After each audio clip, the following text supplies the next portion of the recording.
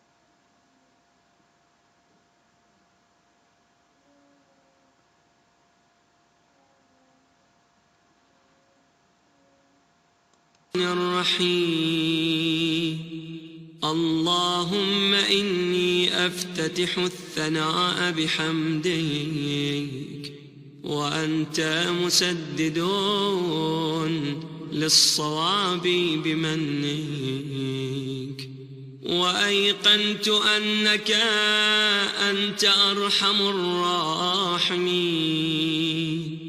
في موضع العفو والرحمة وأشد المعاقبين في موضع النكال والنقمة وأعظم المتجبرين في موضع الكبرياء والعظمة اللهم أذنت لي في دعائك ومسألتك فاسمع يا سميع مدحتي وأجب يا رحيم دعوتي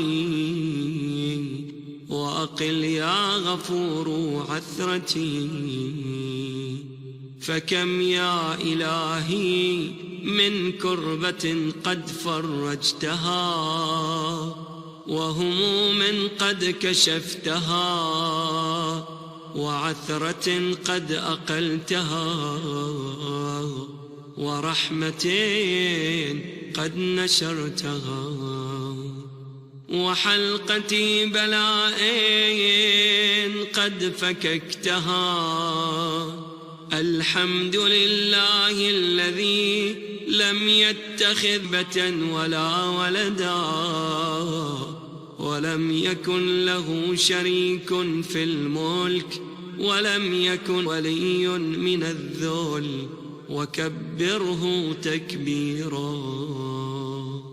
الحمد لله بجميع محامده كلها على جميع نعمه كلها. الحمد لله الذي لا مضاد له في ملكه ولا منازع له في أمره. الحمد لله الذي لا شريك له في خلقه وشبيه له في عظمته. الحمد لله الفاشي في الخلق أمره وحمده الظاهر بالكرم مجده الباسط بالجود يده الذي لا تنقص خزائنه ولا تزيده كثرة العطاء إلا جودا وكرما. إنه هو العزيز الوهاب. اللهم إني أسألك قليلا من كثير مع حاجة بي إليه عظيما وغناك عنه قديم وهو عندي كثير وهو عليك سهل يسير. اللهم إن عفوك عن ذنبي وتجاوزك عن خطيئتي وصفحك عن ظلمي وستر على قبيح عملي وحلمك عن كثير جرمي عندما كان من خطئي وعمدي. أطمعني في أن أسألك ما لا أستوي منك الذي رزقتني من رحمتك وأريتني من قدرتك وعرفتني من إجابتك فصرت أدعوك آمنا وأسألك مستأنسا لا خائفا ولا وجلا مدلا عليك فيما قصدت فيه إليك. فإن أبطأ عني عتبت بجهلي عليك ولعل الذي أبطأ عني هو خير لي لعلم بعاقبة الأمور. فلم أر مولا كريما أصبع عبد لئيم منك علي يا رب. إنك تدعوني فأولي عنك وتتحبب إلي فأتبغض إليك وتتودد إلي فلا أقبل منك كأن لي التطول عليك فلم يمنعك ذلك من الرحمة لي والإحسان إلي والتفضل علي بجودك وكرمك. فرحك الجاهل وجد عليه بفضل إحسانك إنك جواد كريم. الحمد لله مالك الملك مجري الفلك مسخر الرياح فالق الإصباح ديان الدين رب العالمين. الحمد لله على حلمه بعد علمه والحمد لله على عفوه بعد قدرته والحمد لله على طول أناته في غفره وهو قادر على ما يريد الحمد لله خالق الخير باسط الرزق فالق الإصباح ذي الجلال والإكرام والفضل والإنعام الذي بعد فلا يرى وقرب فشهد النجوى تبارك وتعالى الحمد لله الذي ليس له منازع يعادله ولا شبيه يشاكله ولا ظهير يعاضده قهر بعزته الأعزاء وتولى لعظمته العظماء فبلغ بقدرته ما يشاء الحمد لله الذي يجيبني حين أناديه ويستر علي كل عورة وأنا أعصيه ويعظم النعمة علي فلا أجازي فكم من موهبة هنيئة قد أعطاني وعظيمة مخوفة قد كفاني وبهجة مونقة قد أراني فأثني عليه حامدا وأذكره مسبحا الحمد لله الذي لا يهتك حجابه ولا يغلق بابه ولا يرد سائله ولا يخيب آمله الحمد لله الذي يؤمن الخائفين وينجي الصالحين ويرفع المستضعفين ويضع المستكبرين ويهلك ملوكا ويستخلف آخرين والحمد لله قاصم الجبارين مبير الظالمين مدرك الهاربين نكال الظالمين صريخ المستصرخين موضع حاجات الطالبين معتمد المؤمنين الحمد لله الذي من خشيته ترعد السماء وسكانها وترجف الأرض وعمارها وتموج البحار ومن يسبح في غمراتها الحمد لله الذي هدانا لهذا وما كنا لنهتدي لولا أن هدانا الله الحمد لله الذي يخلق ولم يخلق ويرزق ولا يرزق ويطعم ولا يطعم ويميت الأحياء ويحيي الموتى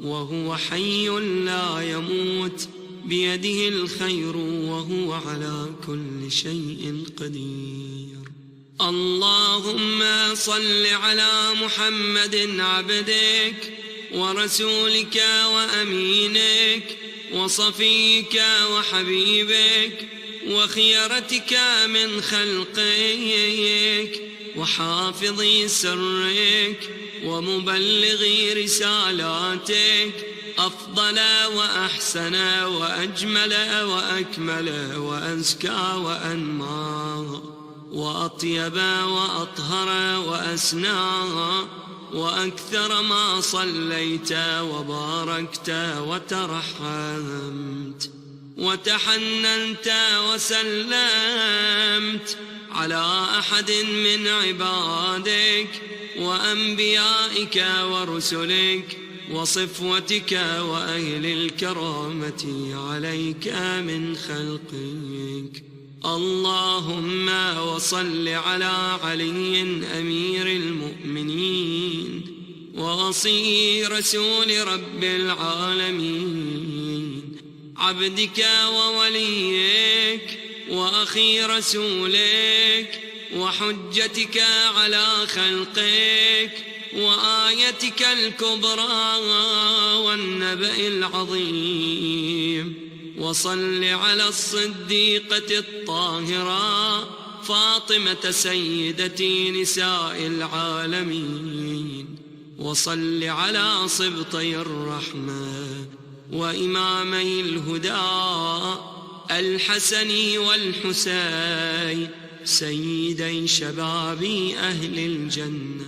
وصل على أئمة المسلمين علي بن الحسين ومحمد بن علي وجعفر بن محمد وموسى بن جعفر وعلي بن موسى ومحمد بن علي وعلي بن محمد والحسن بن علي والخلف الهادي المهدي، حججك على عبادك وأمنائك في بلادك صلاة كثيرة دائمة.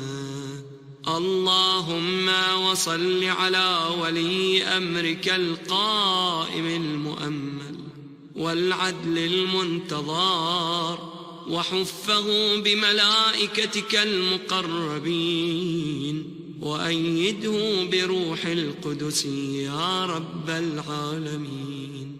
اللهم اجعله الداعي إلى كتابك والقائم بدينك، استخلفه في الأرض كما استخلفت الذين من قبله، مكن له دينه الذي ارتضيته له، أبدله من بعد خوفه أمنا، يعبدك لا يشرك بك شيئا.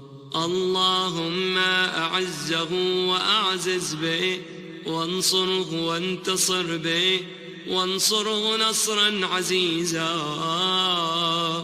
وافتح له فتحا يسيرا، واجعل له من لدنك سلطانا نصيرا. اللهم أظهر به دينك وسنة نبيك حتى لا يستخفي بشيء من الحق مخافة أحد من الخلق. اللهم إنا نرغب إليك في دولة كريمة تعز بها الإسلام وأهله، وتذل بها النفاق وأهله، وتجعلنا فيها من الدعاة إلى طاعتك والقادة إلى سبيلك، وترزقنا بها كرامة الدنيا والآخرة. اللهم ما عرفتنا من الحق فحملناه، وما قصرنا عنه فبلغناه.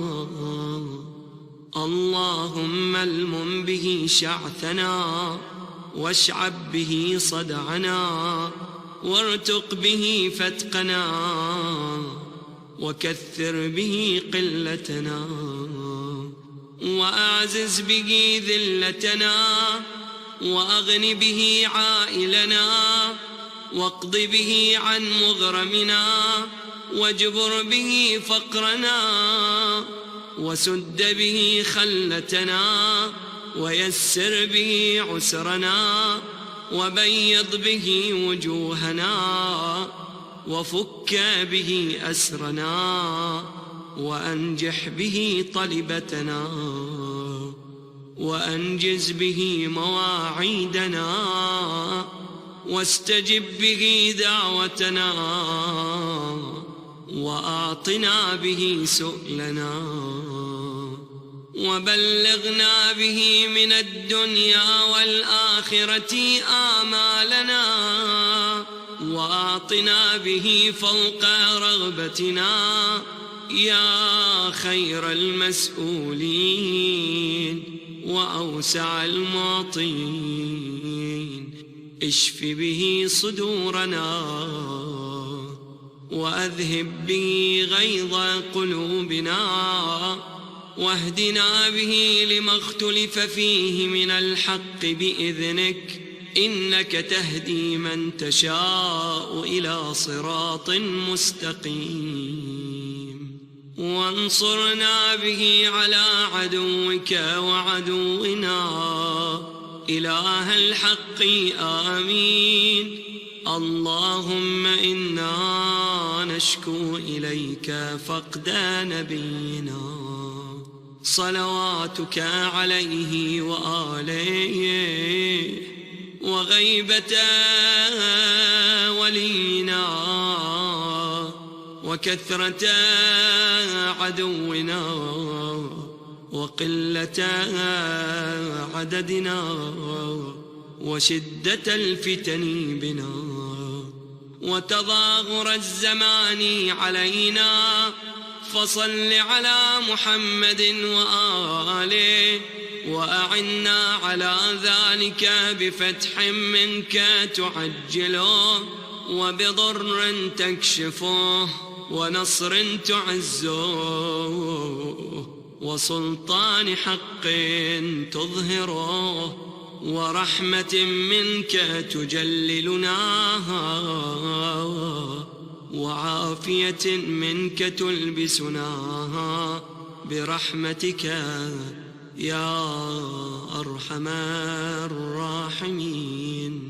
صل على محمد وآله الطاهرين.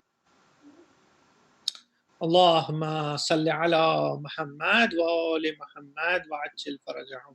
أعوذ بالله من الشيطان الرجيم. بسم الله الرحمن الرحيم. Assalamu alaikum everyone. Today, 25th Ramadan, inshallah, we will begin our online transmission of Zainabiya Imambargah with the Quran. And we would have Mehdi Naqvi who will recite a Quran surah, followed by Ali Naqvi. For Muhammad wa ali Muhammad salawat. Allahumma salli ala Muhammad wa ali Muhammad wa ajil farajah. You're muted. Assalamu alaikum. Wa alaikum assalam. Wa alaikum assalam wa rahmatullah. أعوذ بالله من الشيطان الرجيم. بسم الله الرحمن الرحيم. قل أعوذ برب الناس مالك الناس إله الناس من شر الوسواس الخناس الذي يوسوس في صدور الناس من الجنة والناس. صلوات. Allahumma salli ala Muhammad wa ali Muhammad wa ajil farajam. Now I'll request Ali Naqvi to recite a surah. Bar Muhammad wa ali Muhammad salawat. Allahumma salli ala Muhammad wa ali Muhammad wa ajil farajam. Assalamu alaikum. Wa alaikum assalam. Wa alaikum assalam wa rahmatullah. أعوذ بالله من الشيطان الرجيم. بسم الله الرحمن الرحيم. قل يا أيها الكافرون لا ما أعبد ما تعبدون ولا أنتم عابدون ما أعبد ولا أنا أعبد ما عبدتم ولا أنتم عابدون ما أعبد لكم دينكم ولي دين. صلوات. Allahumma salli ala Muhammad wa ali Muhammad wa ajil farajam. MashaAllah, MashaAllah, MashaAllah. Just wanted to make a quick announcement. Inshallah, this coming Friday, we will have a Isal Sawab Majlis for Mirza Yusuf. Everyone knows him. And just wanted to update everyone that so far for My Orphans, we have collected $12,650. And for Eid gift, we have collected $2,225. Tomorrow is the deadline. So if you would like to pledge, let us know that you're sending a check in the mail, or you can pay through PayPal as soon as possible. So tomorrow at noon is the deadline. And thank you everyone who have actually donated the money for Eid gifts, My Orphans, and Ramadan funds. And inshallah, I will invite Molana now to start the speech. But Muhammad wa ali Muhammad salawat. Allahumma salli ala Muhammad wa ali Muhammad wa ajil farajahum.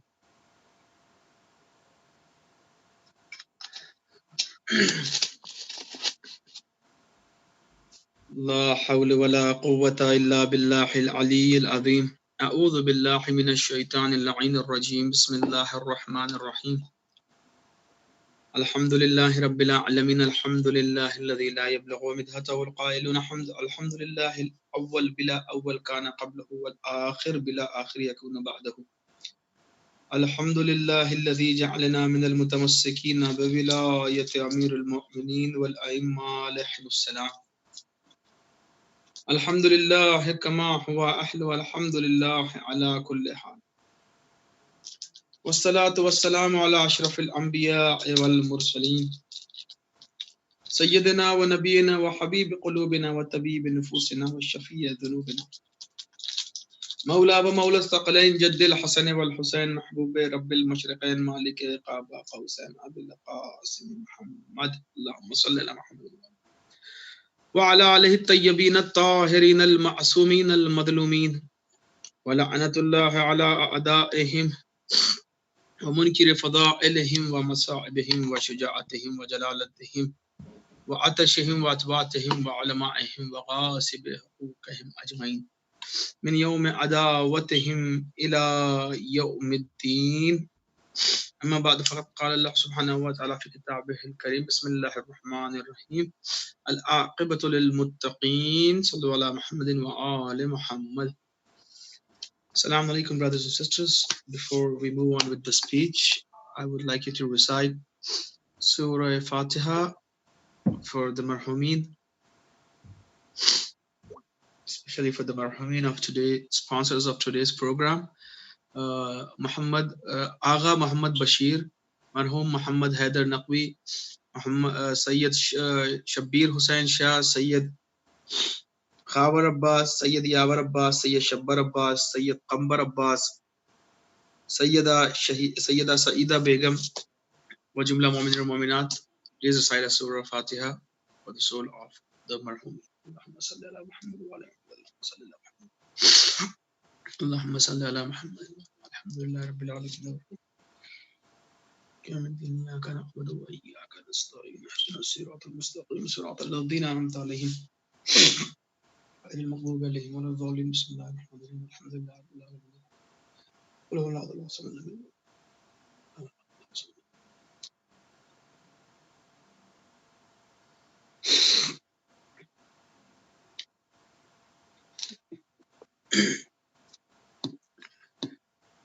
Please recite aloud salawat for the elevation of our iman. Allahumma salli ala Muhammadin wa ali Muhammad.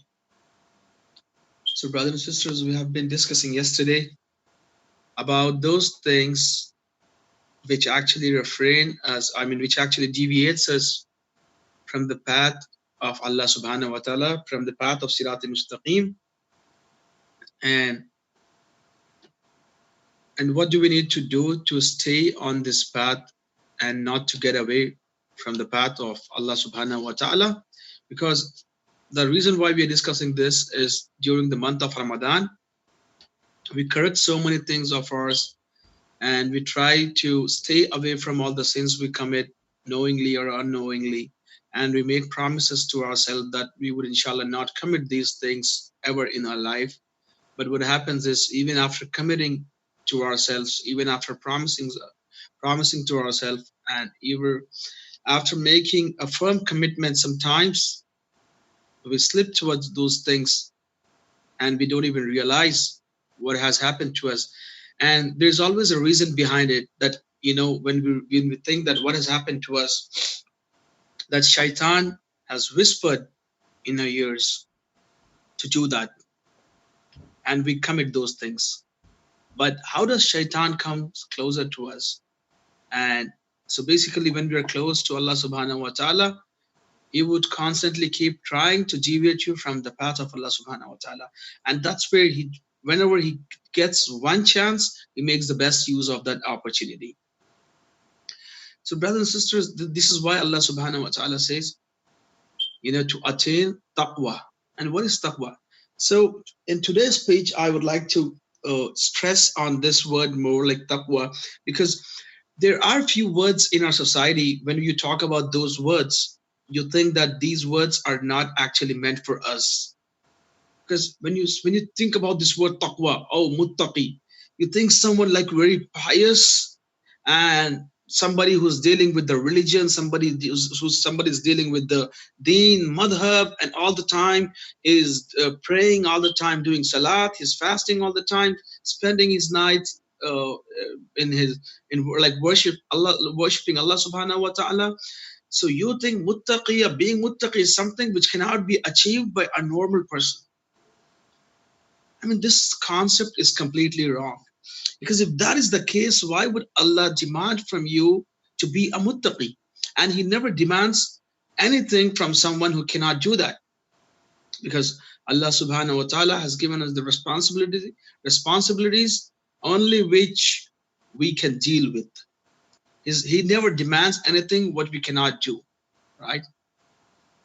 Like just for example, He would never ask you to pray on water, because you can't. So something which we cannot do, it's out of our reach or control, He would never ask us to do. Just imagine, even while traveling, we can pray the complete salat, but He demands the half of it from us. He demands the qasr.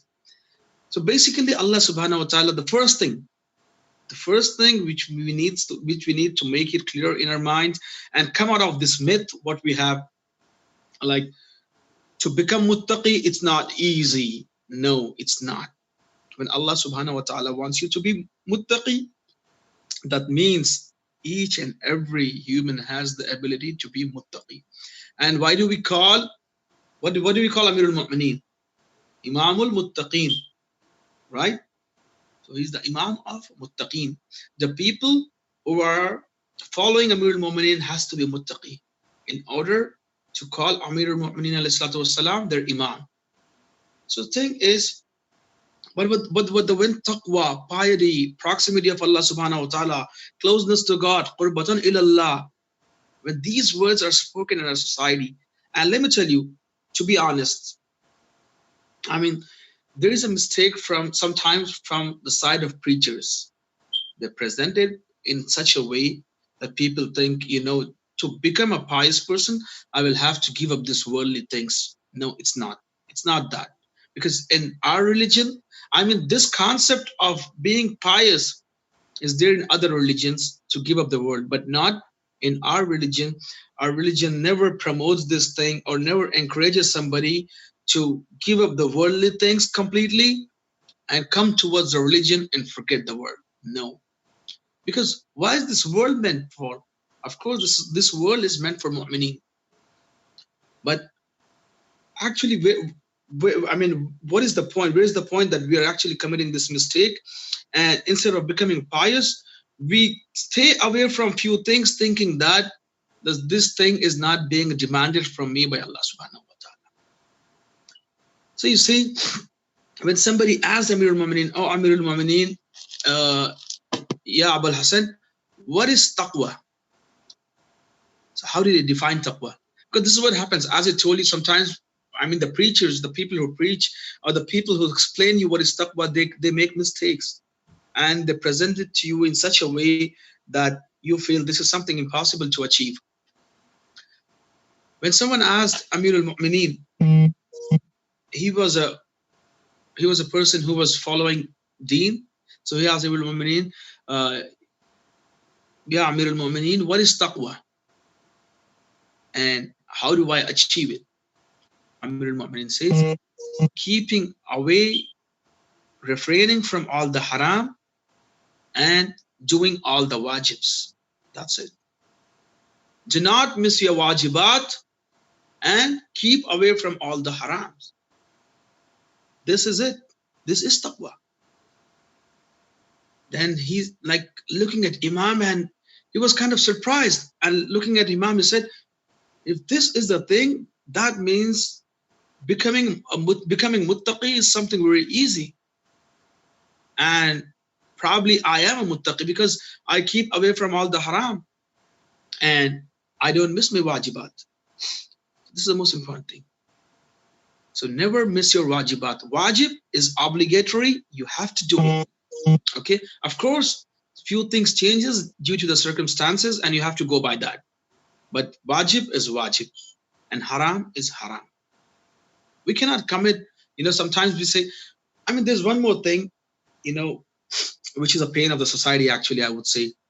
What happens is when we commit few things, we try to find some of our own excuses, some lame excuses we try to find. And this is something which doesn't let you become a muttaqi, which doesn't let you attain the proximity of Allah subhanahu wa ta'ala, which doesn't let you get closer to Ma'sumin and Ahlul Bayt. What is that? Taking things lightly. Sometimes we think about, this is a greater sin. This is gunahan kabira, right? This is a greater sin. What do you think about this? Oh yeah. It's a sin, but it's not that big. You can do it. Okay. That's not a big deal. This is what we do most of the times, right? Actually, having this kind of mentality is gunahan kabira, which is actually written by ulama, scholars. Somebody asked a scholar, what is a gunah kabira? What is a greater sin? What is a greater sin? This question was asked to a scholar, and what a beautiful answer he gave to this question. He said, whatever sin you commit, considering it a small sin, is a greater sin. You get that? So never commit any sin, especially thinking that, this is no big deal. I can do this. Or like eating a haram chicken or something, like a haram meal. I can have one bite of it. It's only one bite. So you cannot do that. Especially when you think this sin is no big deal, it is a big deal. It is a big deal. And that itself is, that small sin at that time, because we think, because the kind of thinking what we have makes it a greater sin, makes it a gunah kabira. So we need to refrain from these kind of things, especially this kind of mentality. So you see, Imam replied to him, Imam Ali replied to him, refraining from haram, the things that are prohibited in Islam, keeping away from those things and committing all your wajibat. That's it. This is what taqwa is. Because once you start doing these things, you will have the fear of God. Actually, if you go by the literal meaning, taqwa means the fear of God. And when would you have the fear of God? Fear of Allah subhanahu wa ta'ala. When you get close to somebody, you try to know him more and more. When you know somebody more and more, then you realize how I have to behave with him, how I have to deal with him, how I have to be with him.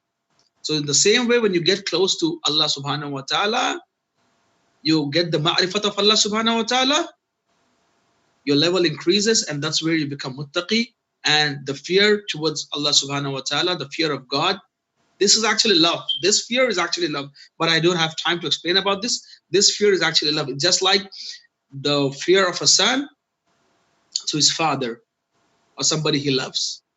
This fear is due to love. So this is just to explain, okay?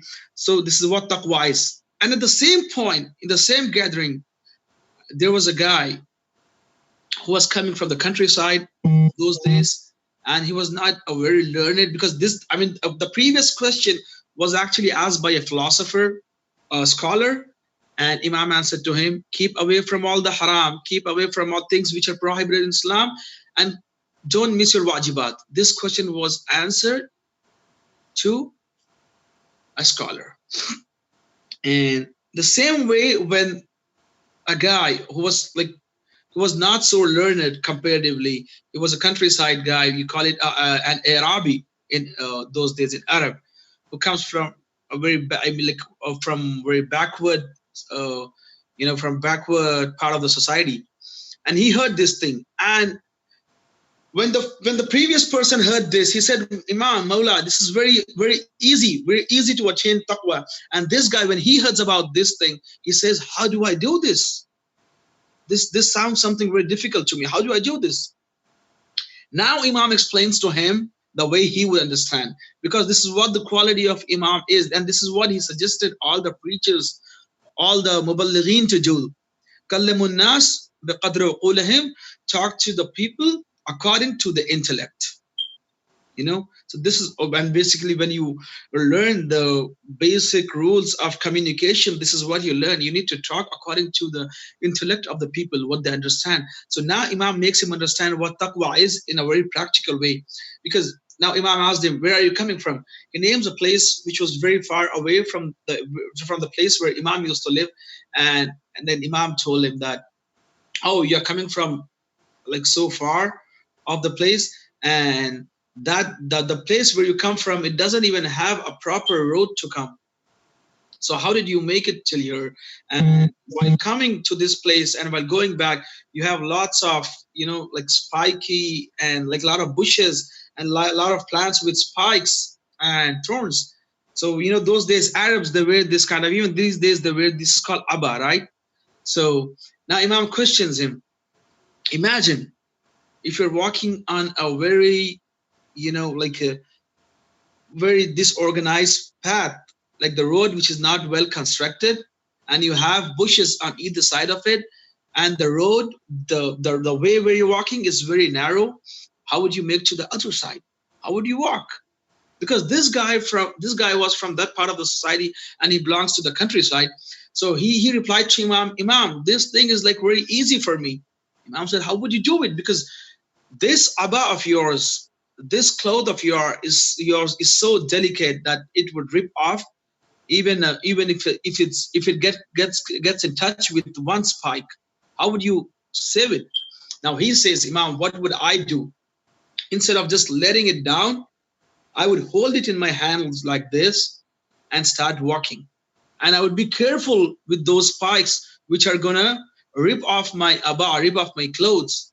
And I would keep an eye on those spikes, that this is not ripping off my abba. So Imam replies to him, in the same way taqwa is. Because, you know, all these things, these spikes are actually those haram around you which is going on, and you need to be careful with those haram and try to save your amal. This abba is your amal. Just try to take it to Allah subhanahu wa ta'ala spotless, without any spot on your abba, on your amal. So now hearing to Imam, he says, now I understand attaining taqwa is no big deal and I can do it. So you cannot make reasons, you know, like we are living in such a society, oh, it's not easy for us. Of course it is easy, but what are we doing? I mean, let's say if you meet a mu'min, what are we supposed to do? If you meet a mu'min brother, what are we supposed to do? The first thing we have to do is salam, right? But what do we do these days? As soon as we see our friends, we see our, and like so many times when we see our brothers, we say, hey, what's up? What's going on? And sometimes we use such a language which is not at all appreciated in a well-mannered family, like well-raised family. They don't use those kind of words like those slangs, but we do, thinking that it's a very cool thing, but it's actually not. It's like some of the spikes are actually trying to rip off your amal. Okay, so what happens is, instead of doing salam, because there's no big deal, you cannot say that, oh, we are living in such a society or such a place that we cannot practice these things, you know, the way it has to be practiced. Of course we can. Instead of saying all these things, you can ask him, hey, what's up, what's going on, whatever you want to ask. But the first thing is you have to start with salam. You cannot say, hey, yo, what's going on? Like, no, not all the time. You can do it with somebody outside, but whenever you meet a mu'min, it has to start with a dua. And what is that? It's salam, salamun alaikum. And salam, what does salam mean? Salam is a dua actually. This is why it is recommended for a mu'min, if somebody says salam to you, you have to reply him in more words than he did salam to you. If somebody says salam you say Salamun Alaikum. If somebody says Salamun Alaikum, it is recommended that you reply to him Salamun Alaikum wa Rahmatullah. If somebody replies to you, does salam on you, saying Salamun Alaikum wa Rahmatullah, you say Salamun Alaikum wa Rahmatullahi wa Barakatuhu. Or whatever words, if you can add in your own language, you should add. So this is what recommended. But what happens? Instead of doing dua for each other, we don't start with a dua. So how is it possible that leaving a dua behind, how would we keep ourselves, safe, better, and peaceful? Because when you don't start with a peaceful dua, things are not going to be peaceful after that. So the most important thing is you have to do salam. And what is that one thing which refrains you from doing salam? Arrogancy. And that arrogance is shaitan. What happens most of the times when you see somebody?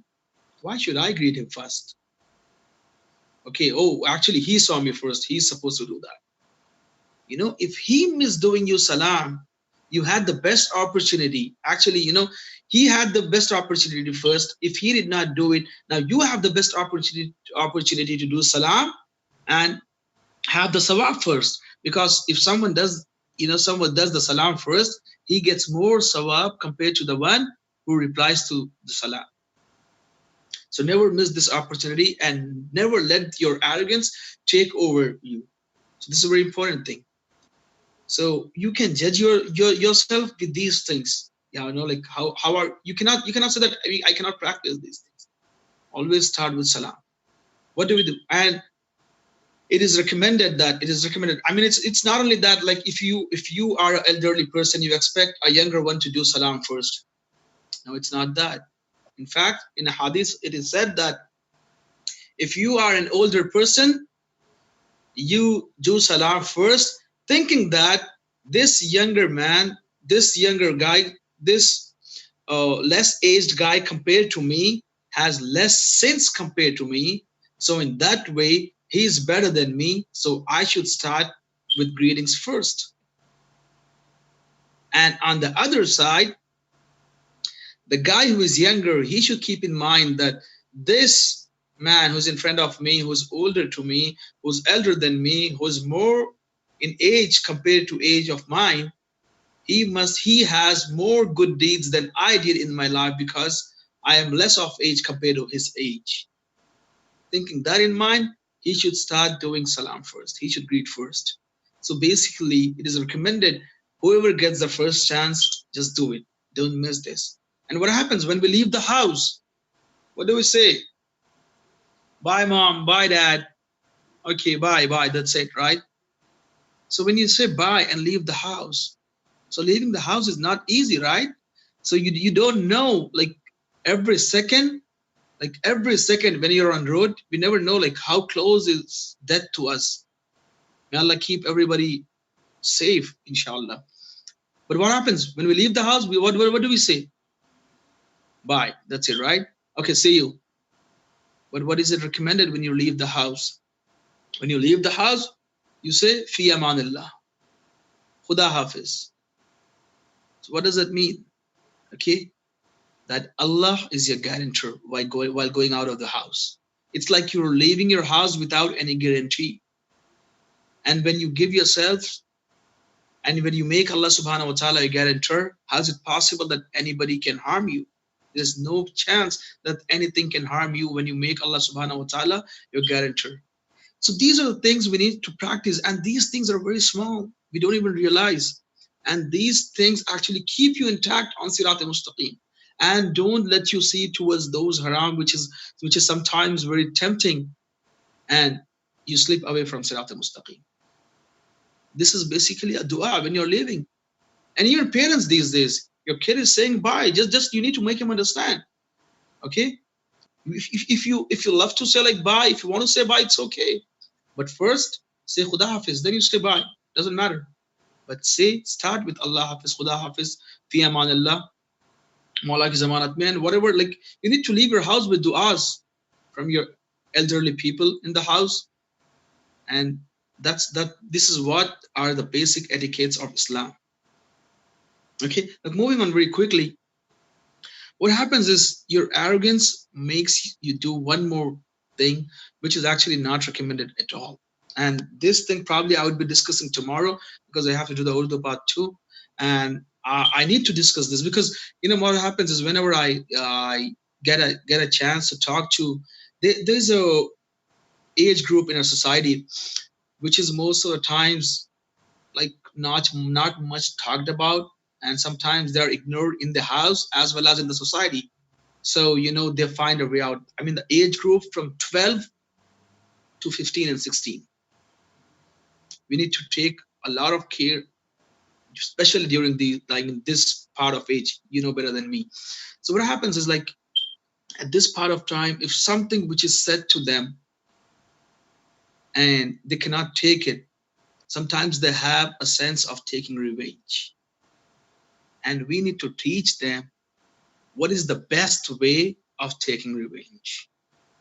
The best way of taking revenge is not by harming somebody, is to polish your character in such a way the person who was trying to hurt you, he falls for you.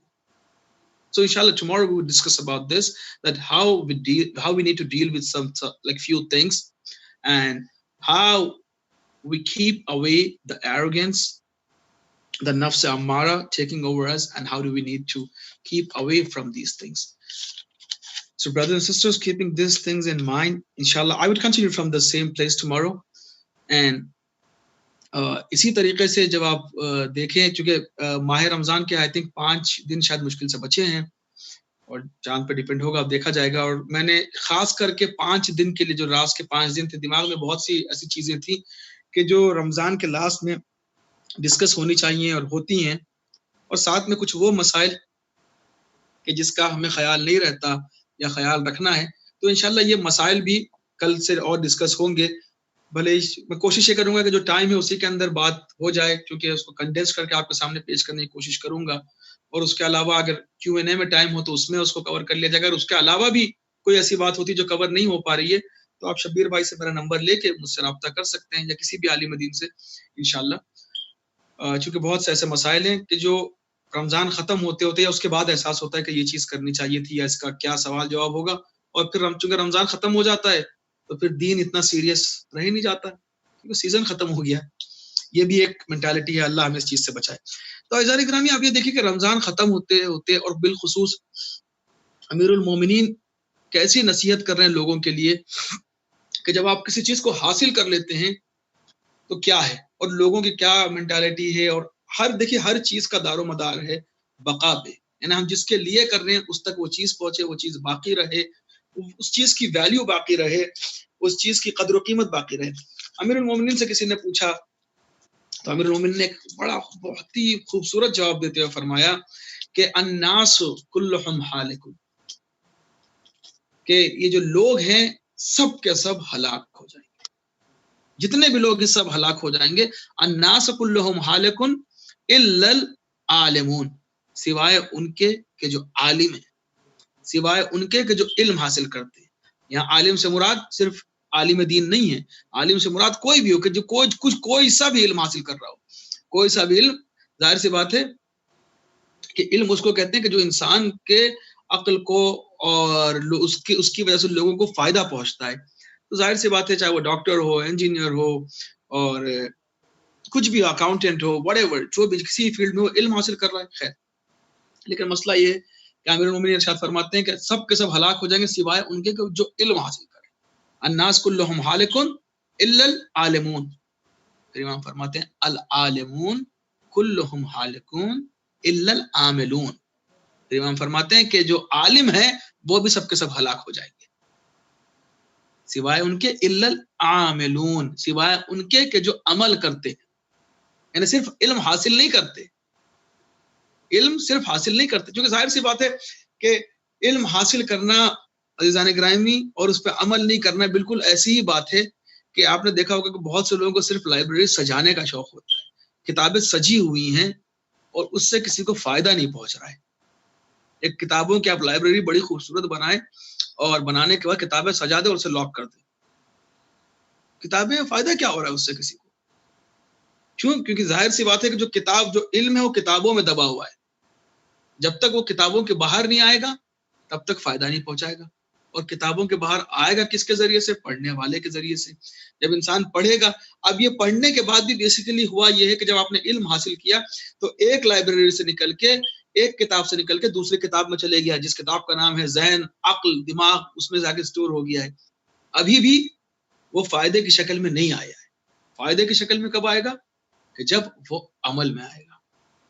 When it comes into action, whatever you have learned, if you don't implement it, اگر اس کا implementation نہیں ہے ظاہر سی بات ہے کہ وہ چیز فائدہ نہیں پہنچا رہی ہے، وہ صرف ایک جگہ پڑی ہوئی ہے. اسی طریقے سے اسی لیے امام نے فرمایا الناس کلہم ہالکون، جو لوگ ہیں سب کے سب ہلاک ہو جائیں گے. اب یہاں جب امام نے ان جنرل بات کے لوگ جو ہلاک ہو جائیں گے، ان سے مراد وہ دنیا دار ہے جو صرف دنیا کے پیچھے دیوانے ہیں، دنیا کے پیچھے پاگل ہیں، اور جو حقیقی جس چیز کے لیے پروردگار نے انہیں عقل دیا ہے اور شعور دیا ہے، جو تھنکنگ کیپیسٹی دی ہے، اس کو استعمال نہیں کرتے ہوئے اس کو کہا جائے کہ عجیب عجیب چیزوں کے پیچھے بھاگ رہے ہیں، تو ہلاکت کی طرف بھاگ رہے ہیں بیسیکلی.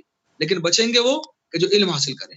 علم حاصل کرنے والوں میں امام نے بتایا کہ بچیں گے وہی عالمون میں سے بھی جو عاملون ہیں، جو اپنے علم پہ عمل کرتے ہیں. ظاہر سی بات ہے. اب آپ مجھے انصاف سے بتائیے کہ ہم میں سے عالم کتنے لوگ ہیں؟ اگر آپ دیکھیں اکثر لوگ عالم ہیں، اکثر لوگ عالم ہیں. عالم کا علم کا مطلب کیا ہوتا ہے؟ کسی چیز کو جاننا، اس کے بارے میں آپ جانیں. مطلب یہ میں عوامی تعریف کر رہا ہوں جو ایک معاشرے میں ہوتی ہے، ایک عوام والی، عوام الناس والی، کسی چیز کو جاننا. اب یہ بتائیے کہ کیا چیز حلال ہے، کیا چیز حرام ہے، کیا ہم نہیں جانتے؟ بالکل جانتے ہیں. لیکن یہ بتائیے ہم ہلاکت کی طرف بڑھ رہے ہیں یا بقا کی طرف بڑھ رہے ہیں؟ جواب کیا آئے گا؟ تو جواب ہمارا علم طے نہیں کرے گا، اس علم کا جو عمل ہے وہ طے کرے گا کہ ہم ہلاکت کی طرف بڑھ رہے ہیں کہ بقا کی طرف بڑھ رہے ہیں. حلال ہے حرام ہے یہ تو ہمیں معلوم ہے، لیکن اس حلال پہ ہم کتنا عمل کر رہے ہیں، حرام سے کتنا دور رہ رہے ہیں، یہ چیز طے کرے گی کہ ہم ہلاکت کی طرف بڑھ رہے ہیں کہ بقا کی طرف بڑھ رہے ہیں. اور ایسے موقع پر میرے ایک استاد محترم ہے نجف اشرف میں، بڑا بہترین انہوں نے ایک چیز عرض کی تھی، بڑی خوبصورت بات ہے. میں چاہوں گا کہ آپ اس کو تھوڑا اور توجہ کے ساتھ سنیں کہ علم، عزیزان گرامی، علم جو ہے وہ پیر میں زنجیر ڈال دیتا ہے، کہ علم انسان کو قیدی بنا دیتا ہے. لیکن ایک تھوڑی فلسفیانہ بات ہے کہ پیر میں کس چیز کی زنجیر ڈال دیتا ہے؟ کیونکہ جب تک علم نہیں ہوتا تو انسان چاہتا ہے یہ بھی کریں وہ بھی کریں، ہر طرف بھاگتا رہتا ہے. لیکن جب یہاں ایک چیز ظاہر سی بات ہے، میوزک بج رہی ہے، ٹیمپٹنگ ہے، انسان بڑھ رہا ہے اس طرف، بڑھتے بڑھتے مرتبہ یاد آیا حرام ہے. اب یہ جو پیر میں زنجیر پڑی کس چیز کی پڑی؟ یہ پیر میں زنجیر علم کی پڑی. اس زنجیر نے کیا کیا اسے؟ اس زنجیر نے اسے اس علم کا عامل بنا دیا. تو کئی بار آج کل کیونکہ زمانے کی ایک یہی بات ہے کہ no you need to explore everything, آپ کو ہر چیز دیکھنی چاہیے. اور یہ چیز ایک یوتھ ہوڈ میں جب انسان بالکل اپنے نوجوانی میں اور اپنے شباب کے عالم میں ہوتا ہے، شباب کے عالم میں کیا کہوں کہ آج کل تو بڑے مطلب کافی بزرگوں کو میں دیکھ رہا ہوں، تعجب ہوتا ہے مجھے. وہ کہتے ہیں کہ ہم نے تو اپنے بچے سے کہا کہ زندگی میں ہر چیز کر کے دیکھو. آپ اس کے ساتھ ایک دائرہ لگائیے، حلال کے دائرے میں ہر چیز کر کے دیکھو، ہر چیز کر کے دیکھو. میں نے کیا ہے آپ کے ساتھ بدتمیزی کرے، آپ کو گوارا ہوگا؟ کہ نہیں گوارا ہوگا. کہ کیوں؟ کرنے دیجئے، ہر چیز کر کے دیکھو. تو یہ بھی کر کے دیکھ رہا ہے، کہ نہیں یہ گوارا نہیں ہے. تو جیسے یہ گوارا نہیں ہے تو اللہ کی شان میں گستاخی ہے اس بات کو کہنا کہ جو بھی چیز ہے explore every thing but make sure کہ وہ حلال کے دائرے میں ہو. تو اپنے بچوں کو یا جس کو بھی یہ بات کرے، ان چیز کا ہمیں خیال رکھنا چاہیے کہ چیز حلال کے دائرے میں ہو. تو علم جو ہے وہ پیر میں زنجیر ڈال دیتا ہے. اس کا مطلب یہ ہے کہ وہ جب آپ کو کئی برائیوں سے بچاتا ہے، یہ جو زنجیر ہے یہ آپ کو کئی برائیوں سے بچا رہی ہے. خیر اس بات کو میں اور بھی ایکسپلین کر کے سمجھا سکتا تھا، لیکن بس بات کو آگے بڑھاؤں گا انشاءاللہ، کیونکہ یہاں پہ بات امام کی ختم نہیں ہو رہی ہے. یہاں پہ دیکھیں الناس کلہم ہالکون، لوگ سب کے سب ہلاک ہو جائیں گے. باقی کون رہے گا؟ کہ جو علم حاصل کرے. لیکن کیا عالم سب باقی رہیں گے؟ کہا نہیں، العالمون کلہم ہالکون الا العاملون، کہ جو اس پہ عمل کرے. اب جو عمل کر رہے ہیں کیا سب کے سب اچھے ہیں؟ پھر یہ دیکھنے والی بات ہے، جو عمل کر رہے ہیں کیا سب کے سب اچھے ہیں؟ میں ابھی غیروں کی طرف جا ہی نہیں رہا، اپنی طرف، اپنے میں صرف اپنے آپ کو دیکھوں گا. میں کسی اور کو یہاں پہ جو ہے شاہد مثال بنا کے بات نہیں کروں گا آپ کے سامنے، خود اپنے آپ کو میں رکھوں گا کہ یہ جو میں عمل کر رہا ہوں، یہ جو میں کچھ کر رہا ہوں، کہ یہ کتنا سچا ہے، کتنا سنسیئر ہے، کتنا خالص ہے. اب یہ طے کرے گا کہ عمل کرنے والے بھی ہلاکت کی طرف بڑھ رہے ہیں یا بقا کی طرف بڑھ رہے ہیں. چونکہ آگے امام نے ارشاد فرمایا الناس کلهم ہالکون الا العالمون، العالمون کلهم ہالکون الا العاملون. اب امام ارشاد فرماتے ہیں العاملون کلهم ہالکون الا المخلصون، عمل کرنے والے بھی ہلاک ہوں گے سوائے ان کے کہ جو اپنے عمل میں خالص ہے. تو بیسیکلی ہمیں ٹارگٹ کیا لے کے چلنا ہے؟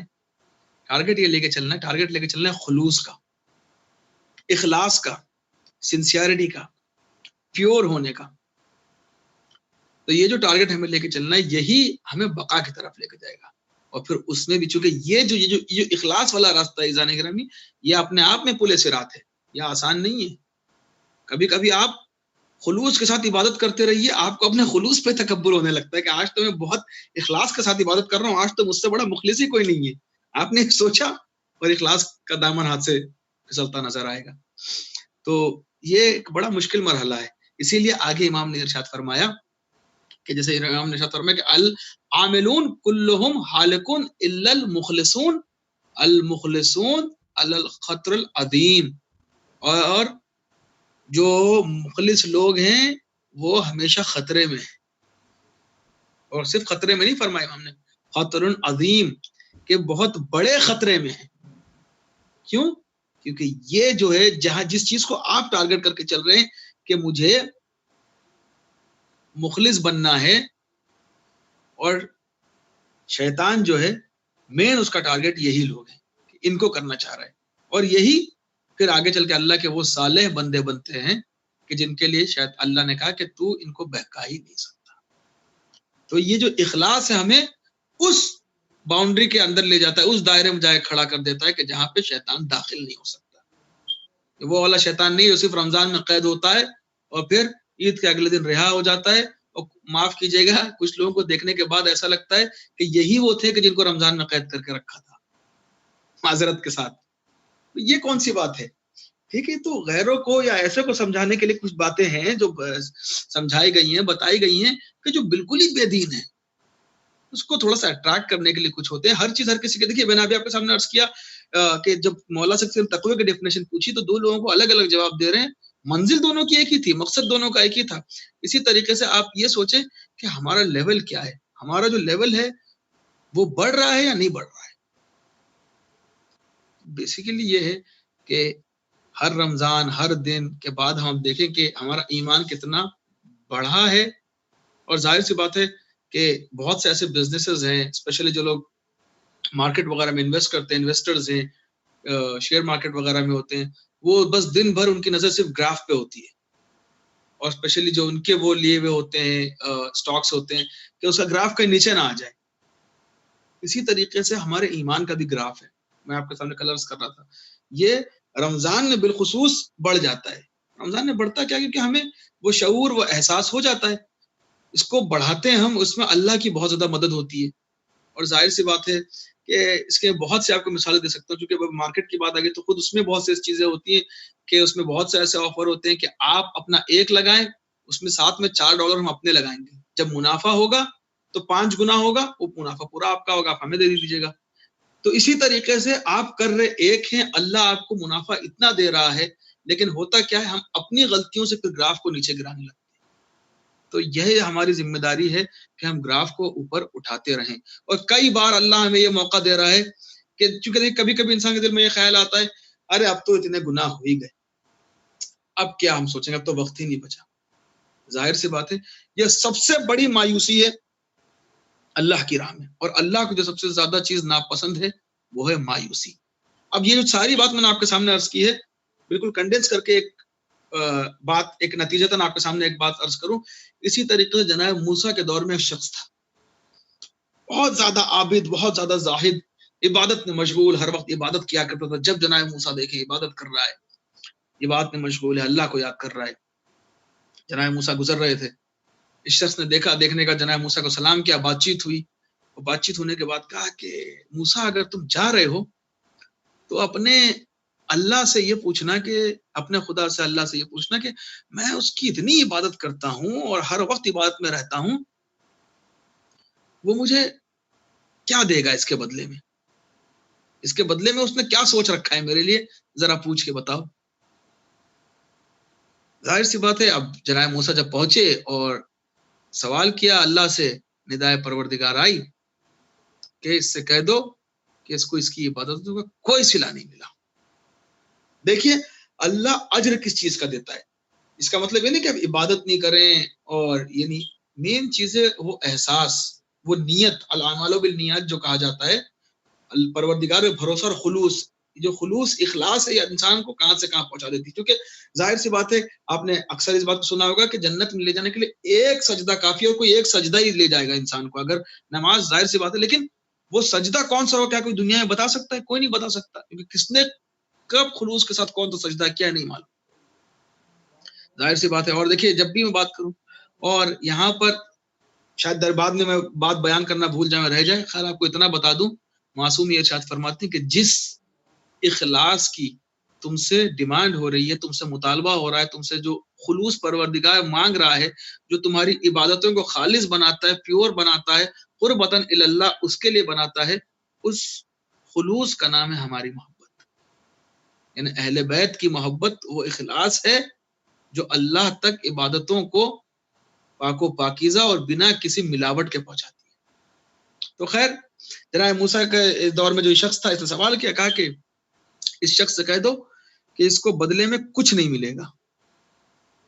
جناب موسیٰ نے کچھ پوچھا نہیں، ندائے پروردگار اس سے کہہ دو کچھ نہیں ملے گا، چونکہ اس کے ذہن میں صرف یہی تھا کہ اب میرا یہ بن گیا ہوا جنت میں، وہ بن گیا. چونکہ بہت سے لوگ کبھی کیونکہ اس کے لیے امیر المومنین نے جب پوچھا کہ میرے پاس وقت نہیں ہے، آگے کی انشاءاللہ تقریروں میں بیان کروں گا، جس کو ہم کہتے ہیں بنیے والی عبادت ہے، کہ بس ہر چیز کو ثواب سے کیلکولیٹ کر کے جوڑتے رہتے ہیں.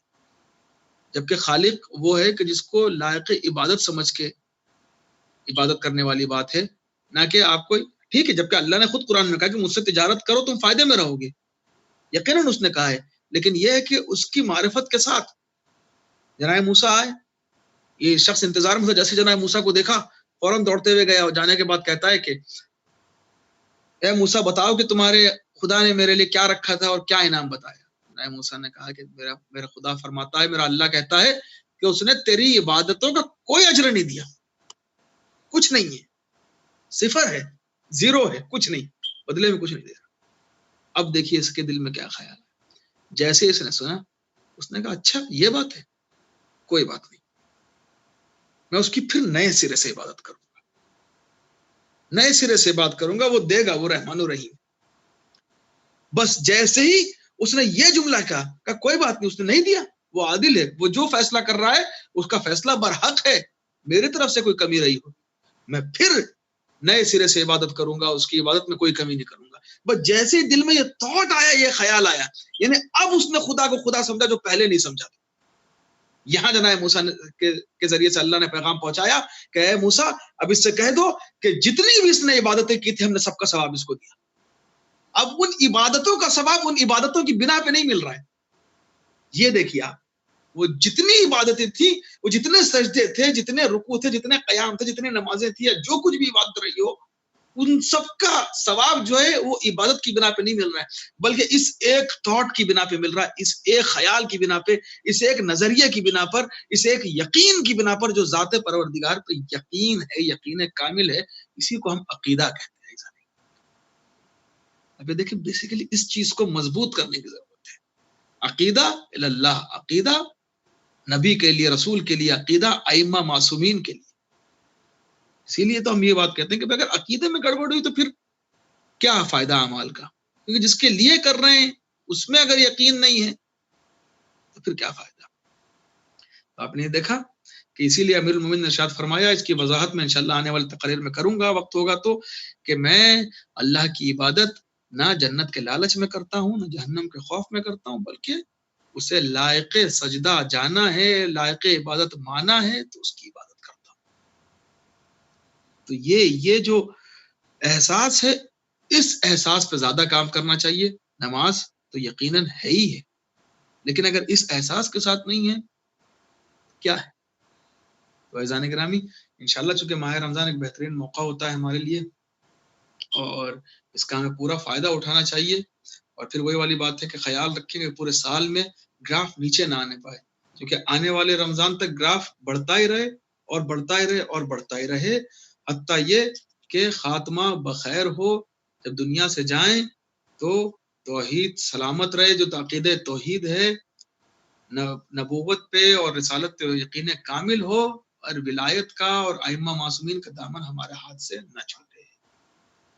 وآخر دعوانا والحمد للہ رب العالمین، اللہم صلی علی محمد وآل محمد۔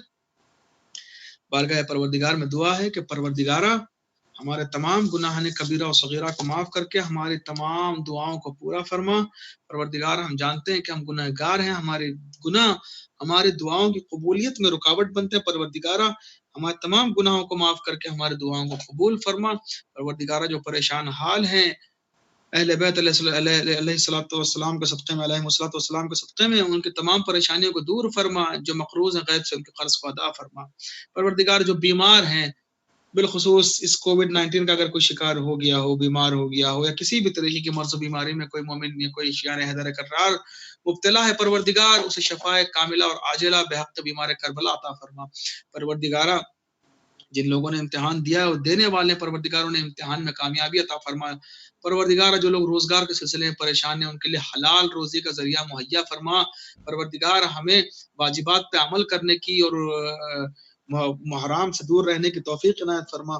پروردگارہ ہمیں کوئی غم نہ دے سوائے غم مظلوم کربلا کے۔ پروردگارہ ہمارے مراجع، ہمارے علماء اکرام کا سایہ ہمارے سروں پر قائم دائم رکھ۔ پروردگارہ ہمارے ادبات عالیات اور ہمارے عبادت گاہوں کی حفاظت فرما۔ جلد از جلد امام زمانہ کا ظہور فرما، ہمیں ان کے آبان و انصار میں شمار فرما۔ ربنا تقبل منا انک انت السمیع العلیم۔ حضرات آپ سے التماس ہے کہ ایک مرتبہ سورہ حمد، 3 مرتبہ سورہ اخلاص تلاوت فرما کر مرحوم آغا محمد بشیر، محمد حیدر نقوی، سید شبیر حسین شاہ، سید خاور عباس، سید یاور عباس، سید شبر عباس، سید قمبر عباس، سیدہ سعیدہ بیگم اور جملہ مومنین اور مومنات کی ارواح، بالخصوص شہداء ملت جعفریہ کی ارواح کو احسان فرمائے۔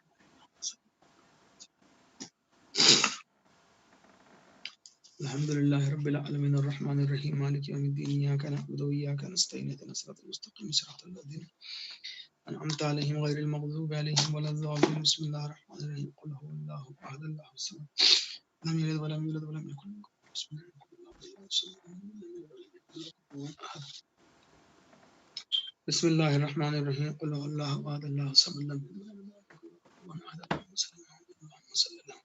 اللہم صلی علی محمد وآل محمد وعجل فرجہم۔ اللہم حضرات اگر صلی علی محمد وآل محمد وعجل فرجہم۔ سوالات کی طرف بڑھیں مولانا؟ جی بسم اللہ۔ سوال اگر کسی کا ہو۔ جی السلام علیکم۔ وعلیکم السلام۔ جی وعلیکم السلام ورحمۃ اللہ۔ جی علامہ صاحب، میں نے کافی کتابوں میں پڑھا ہے کہ ڈفرینٹ طریقے ہیں۔ صحیح ایج کیا ہے لڑکے کی روزے رکھنے کی؟ روزہ رکھنے کی نماز تو میرے خیال میں 10 سال کی ہے نا؟ نماز اور روزہ دونوں؟ جی جی لڑکے کی کیا ہے؟ دیکھیے بیسیکلی ایج کوئی ہے نہیں، اگر آپ روایت اور اس کے حساب سے جائیں، معاشرے میں ایک چیز عام کر دی گئی ہے کہ 15 سال بولتے ہیں، جبکہ ایکچولی ایج نہیں ہے۔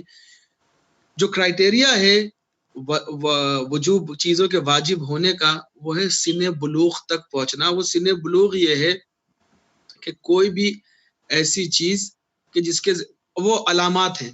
اب علامات یہ ہیں کہ مثال کے طور پر like if somebody starts noticing pubic hair، وہ ایک علامت ہے کہ وہ بالغ ہو گیا ہے۔ اور اسی طریقے سے کہ جو اس کے جسمانی چینجز ہیں، جب وہ جسمانی چینجز آتے ہیں یا کچھ ایسی چیزیں ہیں جو بدن سے خارج ہوتی ہیں، جب وہ خارج ہوتی ہیں تو وہ سائنز ہیں کہ اب واجب ہو گیا۔ اب وہ 12 سال بھی ہو سکتے ہیں، 13 سال بھی ہو سکتے ہیں۔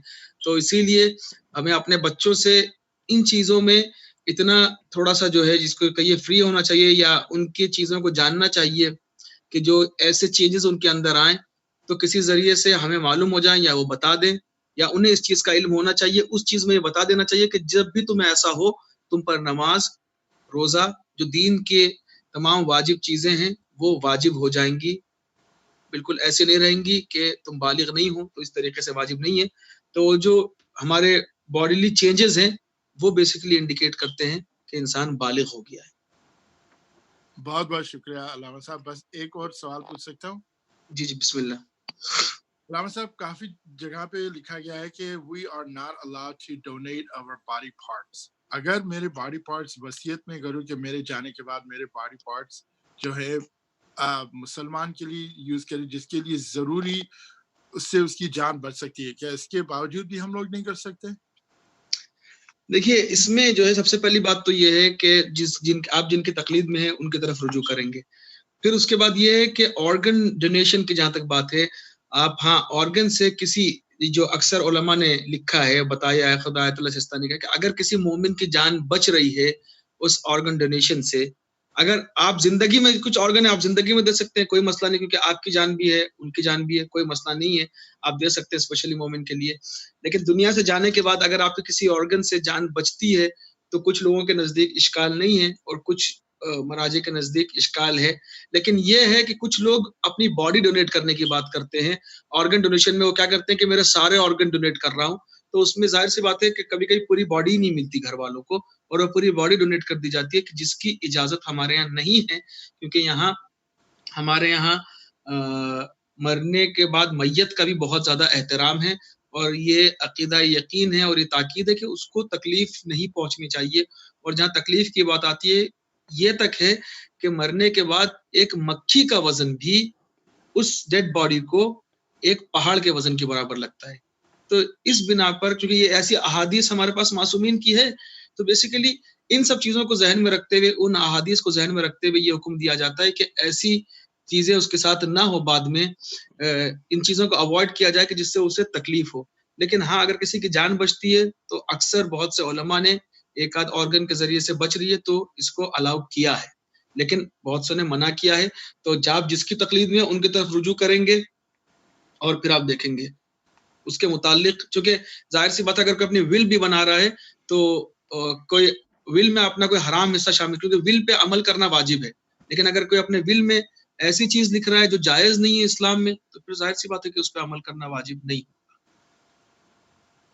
ٹھیک بہت بہت شکریہ. جزاکم اللہ خیر. جزاک اللہ مولانا. I have a question. G G go ahead. Assalamu alaikum everyone. وعلیکم السلام. وعلیکم السلام ورحمۃ اللہ. Molana, my question was, let's say someone is a unhonest person, right? A dishonest person. Does it count as ghibat if I tell others that they are a dishonest person? In few cases it kinds of it becomes your duty or like it becomes your responsibility, you can say that. In few cases, let's say, I mean, if this guy you saying if you think this guy is not an honest guy, is not of a good character or something, and somebody is talking about his alliance, he gets some proposal from some side and the other party comes and consults you about this person, what do you think? Because we are trying to get this guy married to someone in our relationship, like in our relatives. So what do you think? How is this guy? At that point of time, it's important for you, it's your responsibility to make them aware of his character, what kind of person he is. In other cases, you need to avoid and hide as much as you can, because you're not supposed to expose somebody's wrongdoings and sins. And of course, if it's harming somebody's, like if it's harming society in a way that it's affecting the aqaid of the mu'mineen, the beliefs and faith of the mu'mineen, like let's say if there's somebody who is doing a conspiracy against the aqidah of tawheed, aqidah of risalat, aqidah of imamat, he's talking something foul about ma'sumeen, okay, and this guy is spreading these kind of words, at that point you can expose him. In fact, it becomes a responsibility to expose him, because he's gonna spoil the aqidah of mu'mineen. So at that point of time, in other cases, it's actually a responsibility not to expose that mu'min, because he can turn to be a good person at any point of his life, and doing this might not allow him to become a good person again in his life. So we need to refrain from doing this. Thank you. Thank you. جزاک اللہ. کوئی اور سوال ہے؟ آخری آج کا سوال لے لیتے ہیں ہم اگر ہے, ورنہ میرے پاس ایک سوال ہے. جی بسم میرے اللہ. پاس جی شعیب بھائی should I ask? Yes please. مولانا صاحب السلام علیکم. وعلیکم میرا السلام. سوال یہ کہ کل آپ جو اردو میں لیکچر دے رہے تھے گریٹیٹیوڈ کے اوپر کہ انسان کو شکر مند ہونا چاہیے, اس میں آپ نے ایک دو باتیں کی جو مجھے تھوڑی سی عجیب سی لگیں, تو آئی وانٹڈ سم کلیئرفیکیشن. تو آپ نے کہا کہ جو لوگ ہر وقت شکوہ کرتے رہتے ہیں, جو لوگ ہر وقت they complain a lot, آپ نے کہا جو ہر وقت روتے رہتے ہیں, they're like a cancer on society. یہ ایکچولی یہ ہے کہ امام کا میں نے وہ قول بیان کیا تھا, امام جعفر صادق علیہ الصلوۃ والسلام کا, کہ جو لوگ اس طریقے کے ہر وقت روتے ہیں اور کرٹیسائز کرتے ہیں, یعنی وہ کسی ڈیولپمنٹ کے لیے کام نہیں کرتے, چاہے وہ اپنی پرسنالٹی کے لیے ہو یا سوسائٹی کے لیے ہو, they don't work towards making things better. تو یہ لوگ ہمیشہ جو ہے ایک بیماری کی طرح ہیں, کیونکہ یہ قوم کو فائدہ نہیں پہنچاتے, نقصان ہی پہنچاتے ہیں. اس طریقے سے تھا وہ. ہاں تو آپ بتائیں, اپنا سوال کمپلیٹ کر لیں. Okay, that actually clarifies a little bit more because I guess میرا سوال یہ تھا کہ جیسے اگر کسی کے پہ بہت گزری ہو, پھر وہ اپنے لائف کے بارے میں تھوڑا سا کہہ رہے ہو کہ بھائی میرے ساتھ ایسا ہوا, میرے ساتھ ویسا ہوا, اور یا اگر وہ کلینکلی ڈپریسڈ ہو وہ انسان, اس کو ٹریٹمنٹ کی ضرورت ہو, وہ رو رہا ہو, یا بہت سے ڈپریس لوگ روتے نہیں ہیں, بس وہ they're in a bitter state. آپ جس چیز کی بات کر رہے ہیں کہ وہ بیسیکلی وہ خود مریض ہیں, رائٹ, وہ خود پیشنٹ ہیں, like psychologically they are hurt, اور وہ ڈپریشن میں ہیں یا اینزائٹی ہے کوئی ایسی چیز. تو ظاہر سی بات ہے جو انسان خود مریض ہو, تو جب انسان مریض ہو جاتا ہے تو اس کے تو حکم ہی بدل جاتے ہیں اسلام میں. اور میری بات ان لوگوں کے متعلق تھی کہ جن کو آپ نے خود دیکھا ہوگا, بہت سے لوگ ہیں کہ اللہ نے بہت کچھ دیا ہے, اس کے باوجود بھی وہ جو خوشی ہے, وہ جو شکر کا احساس ہے, وہ ان پہ نہیں رہتا. مطلب میں نے کل بھی یہ بات عرض کرنے سے پہلے کہا تھا کہ میں ایک جنرل بات کر رہا ہوں, میں کسی پہ پوائنٹ آؤٹ نہیں کر رہا ہوں, لیکن جو مریض ہیں ان کی تو بات ہی الگ ہے. اور اسی لیے کل میں نے ایک بات اور عرض کی تھی کہ جب کچھ عطا کرنے کی بات آئے, پریشانی کی بات آئے, تو اپنے سے کمتر کو جب انسان دیکھے تو بہت زیادہ اطمینان ہو جاتا ہے. اب میں کوئی دوسرے کی بات نہیں کر رہا ہوں, چونکہ بات ایک ایسی کروں کہ ادھر ادھر نہ جائے, میں اپنی ہی بات کر رہا ہوں. کئی بار میرے دل میں بھی خیال آتا ہے, میں بھی انسان ہوں, کہ یار یہ میرے ساتھی کیوں ہو گیا, ایسا کیوں ہو گیا, لگاتار پرابلم کے بعد پرابلم آ رہی ہے. لیکن خود میں آپ کو بتاؤں کہ ایک بار مجھے اچھا نہیں لگتا کہ اس طریقے کے میں بتاؤں یا کچھ ہے, لیکن ایک ظاہر سی بات ہے کہ انسان کی زندگی کے لائف چینجنگ کچھ مومنٹس ہوتے ہیں. میں حرم میں بیٹھا ہوا تھا اور اس وقت ایک شہید کا جنازہ آیا اور وہ 19 سال کا تھا, اور بعد میں مطلب مجھے پتا تھا وہ ہمارے کلاس میٹس میں سے ایک تھا, ہمارے کلاس میں آ کے بیٹھ چکا تھا لڑکا, 19 سال کا لڑکا تھا, اور اس کی 1 ہفتے کی بچہ یا بچی تھی, اور اس نے اس کا چہرہ بھی نہیں دیکھا تھا. تو میں نے کہا کہ ہم لوگ کو تو اللہ نے کتنی اچھی حالت میں رکھا ہے, اور ہم لوگ ابھی بھی شکوہ کر رہے ہیں. تو ظاہر سی بات ہے کہ وہ شکوے کا مقام نہیں ہوتا ہے. لاکھ انسان یہ کہہ لے کہ کیا سب کچھ میرے ساتھ ہوا, ٹھیک ہے, آؤٹ آف ڈپریشن اگر وہ بول رہا ہے تو وہ مریض ہے, اس کو علاج کی یا اس کو کاؤنسلنگ کی یا اس کو کنسولنگ کی ضرورت ہے کہ لوگ اس کو جو سہارا دیں اس طریقے سے, وہ ایک الگ بات ہے.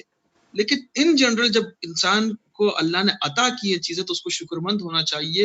He shouldn't be complaining about things. یہ بات تھی. Thank you ji, thank you so much. جزاک اللہ, جزاک اللہ. جزاک اللہ مولانا. اختتام کرتے ہیں پروگرام آج کا. Few announcement again.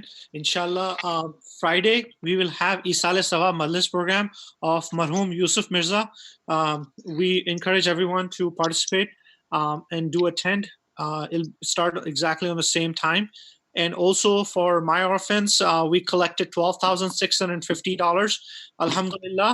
And for Eid gifts, we collected $2,225.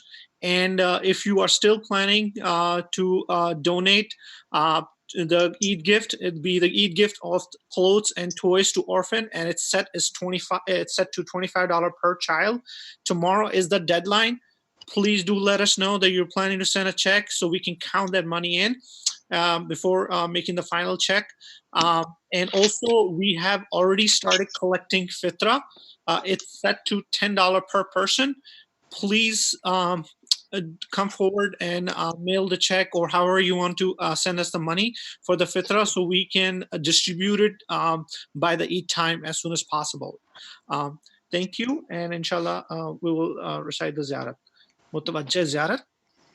Jazakallah. Assalamu alayka ya Aba Abdullah. Assalamu alayka ya Ibn Rasulullah. Assalamu alayka ya Ibn Amir al-Mu'minin. Assalamu alayka ya Ibn Fatimah al-Zahra. Assalamu alayka ya Abul Fazl al-Abbas ya Ibn Amir al-Mu'minin. Assalamu alaykum wa rahmatullahi wa barakatuh. السلام عليك يا غريب الغرباء. السلام عليك يا معين الضعفاء والفقراء. السلام عليك يا سلطان أبا الحسن علي بن موسى رضا ورحمة الله وبركاته. السلام عليك يا صاحب العصر والزمان.